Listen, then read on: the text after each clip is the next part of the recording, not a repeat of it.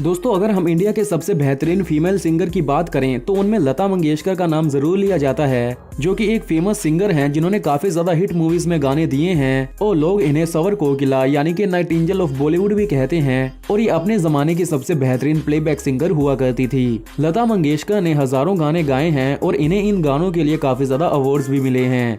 तो आज के इस वीडियो में हम बात करेंगे लता मंगेशकर के बारे में। तो शुरू करते हैं इनकी बायोग्राफी से। इनका रियल नेम लता नहीं बल्कि हेमा मंगेशकर है और इनका जन्म 28 सितंबर सन 1929 को इंदौर में हुआ था, जो कि इंदौर स्टेट में था। और उस समय ये जगह सेंट्रल इंडियन एजेंसी में थी और ये जगह ब्रिटिश इंडिया के अंडर थी। और वहीं अगर इनके एज की बात करें तो सन 2021 के हिसाब से इनकी एज है 92 ईयर्स। इनकी हाइट है 5 फीट 1 इंच और वेट है 69 kg।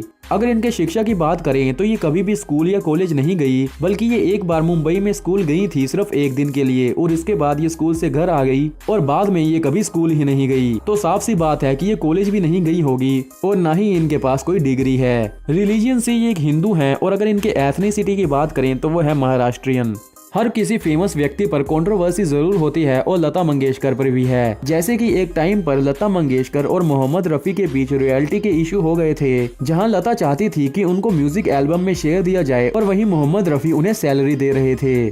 और इसके अलावा लता मंगेशकर का एस.डी. बर्मन के साथ भी काफी बड़ा इशू रहा, जिसके चलते इन्होंने एक दूसरे के साथ लगभग 7 साल तक काम नहीं किया था। अगर हम लता मंगेशकर के डेब्यू सॉन्ग यानी कि पहले हिंदी गाने की बात करें तो वो था माता एक सपूत की दुनिया बदल दे तू, जो कि इन्होंने एक मराठी फिल्म गज्जा भाऊ में गाया था सन 1943 में। और इन्हें अपने गानों के लिए काफी ज्यादा अवार्ड्स मिले हैं, जैसे कि इन्हें नेशनल फिल्म अवार्ड मिले थे सन 1972, 1974 और सन 1990 को। इसके साथ साथ इन्हें काफी ज्यादा फिल्म फेयर अवार्ड भी मिले हैं, जिनकी तस्वीरें आप स्क्रीन पर देख सकते हैं। और इन्हें बड़े से बड़ा गवर्नमेंट अवार्ड भी मिला है, जैसे कि पद्मश्री, पद्म भूषण, दादा साहेब फाल्के और इसके साथ साथ भारत रत्न भी। लता मंगेशकर का जन्म एक मराठी स्पीकिंग फैमिली में हुआ था और इनके फादर एक थिएटर एक्टर और क्लासिकल सिंगर भी थे। और लता मंगेशकर की मदर, जिनका नाम है शिवांती, वो उनके फादर की दूसरी वाइफ थी। पर पहले इनकी फैमिली का सरनेम मंगेशकर नहीं था बल्कि हार्दिकर था, पर इनके फादर ने अपना सरनेम हार्दिकर से बदलकर मंगेशकर रख लिया था। और जब लता मंगेशकर का जन्म हुआ तो पहले इनका नाम हेमा रखा गया था,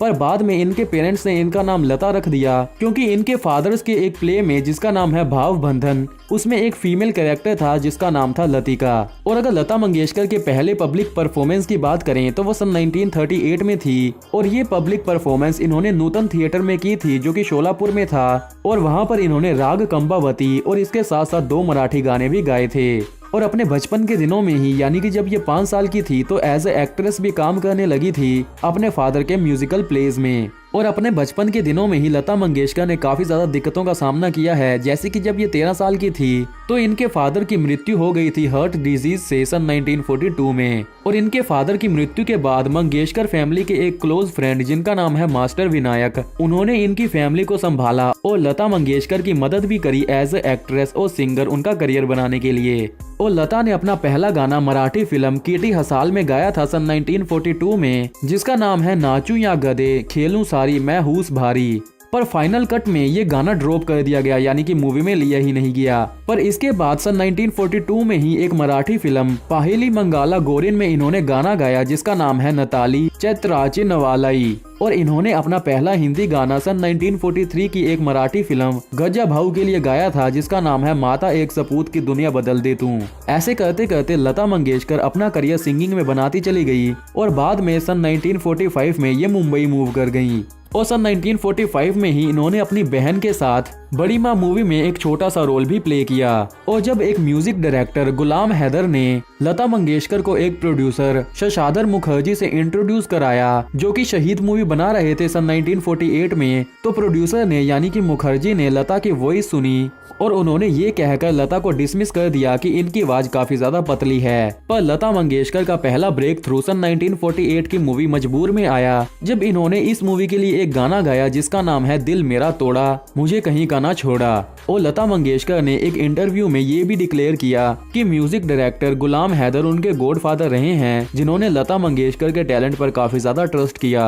और 1949 की मूवी महाल में एक गाने गाने के बाद ये काफी ज्यादा पॉपुलर हो गई और इंडिया ही नहीं बल्कि पूरी दुनिया में जाने लगी। और उस गाने का नाम है आएगा आने वाला। और इस गाने को one of the toughest song भी कहा जाता है म्यूजिक इंडस्ट्री का। और सन 1956 में लता मंगेशकर ने अपना पहला फिल्म फेयर अवार्ड जीता फॉर बेस्ट सॉन्ग के नाम से।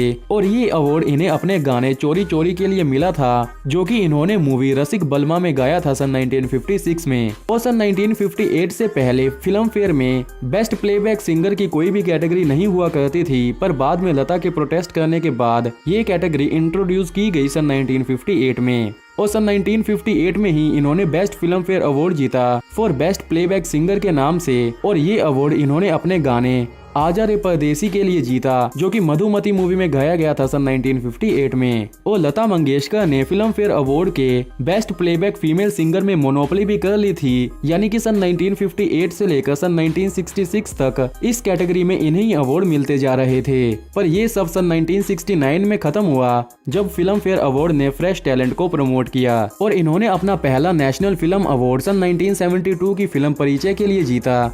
रिपोर्ट्स की माने तो ऐसा भी कहा जाता है कि सन 1962 में इन्हें लगातार धीरे धीरे जहर भी दिया जाता रहा है, जिसके चलते इन्होंने 3 महीने बेड पर भी बिताए हैं। 27 जनवरी सन 1963 को लता ने पैट्रियोटिक सॉन्ग भी गाया था, जिसका नाम है ए मेरे वतन के लोगों, जो कि अगेंस्ट में गाया गया था सिनो इंडियन वार के लिए। और इस गाने को सुनकर prime minister of India Jawaharlal Nehru की आंखों में आंसू भी आ गए थे। और इन्होंने सबसे ज्यादा गाने म्यूजिक डायरेक्टर लक्ष्मीकांत प्यारेलाल के लिए गाए थे और इन्होंने लगभग इनके लिए 712 गाने गाए। इसके बाद लता मंगेशकर ने कुछ फिल्में भी प्रोड्यूस करी, जिसका नाम है वदाई, जो कि एक मराठी मूवी थी सन 1953 में आई, झांझर जो कि एक हिंदी मूवी थी सन 1953 में आई, कंचन जो कि एक हिंदी मूवी थी सन 1955 में आई, और लेकिन जो कि सन 1990 में आई। और सन 2001 को लता मंगेशकर को इंडिया का हाईएस्ट सिविलियन अवार्ड मिला, जिसका नाम है भारत रत्न। और लता मंगेशकर के नाम रिकॉर्ड भी है, जैसे कि इन्होंने लगभग 50,000 से ज्यादा गाने गाए हैं 14 डिफरेंट लैंग्वेजेस में, जो कि अपने आप में ही एक बड़ी बात है। तो अगर इनके फैमिली की बात करें तो इनके फादर का नाम है दीनानाथ मंगेशकर, जो कि एक मराठी थिएटर एक्टर, म्यूजिशियन और वोकलिस्ट थे। इनकी मदर का नाम है शिवांती मंगेशकर।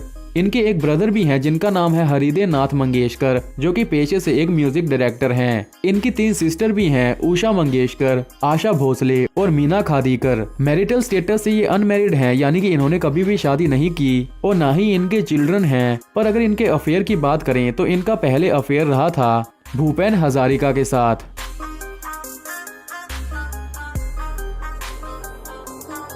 अगर इनके मनी फैक्टर की बात करें तो सोर्स के मुताबिक आज इनका टोटल नेटवर्थ है 111 करोड़ रुपए और पहली बार मंच पर गाने के लिए इन्हें सिर्फ 25 रुपए मिले थे। अगर इनके कार्स कलेक्शन की तरफ देखें तो इनके पास बेंटली फ्लाइंग स्पर कार है, जिसकी कीमत है 3 करोड़ 20 लाख रुपए।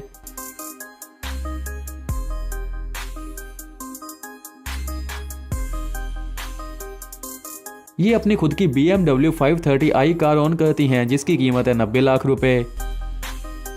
इनके पास Audi A4 कार भी है, जिसकी कीमत है 50 लाख रुपए। अगर इनके हाउसेस की बात करें तो ये प्रभु कुंज बिल्डिंग में रहती हैं, जो कि पेदार रोड साउथ मुंबई में है और इसमें इनके फ्लैट की कीमत है लगभग 8 करोड़ रुपए।